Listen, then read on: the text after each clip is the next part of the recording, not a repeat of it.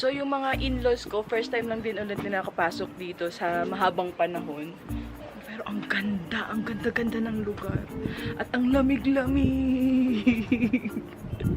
Kasi malapit na kami sa, as in malapit na kami sa tuktok ng mundo. So, itong lugar na to sa Hunza, isa sa mga tourist spot nila dito, maliban sa mga bundok nila na pwedeng mag-hike o pwedeng akyatin ng mga professional hikers.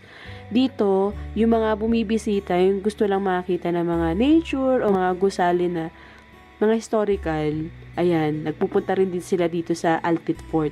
Maliban sa Altit Fort, meron din silang Baltit Fort, pero mas nauna tong ginawa kaysa doon sa Baltit.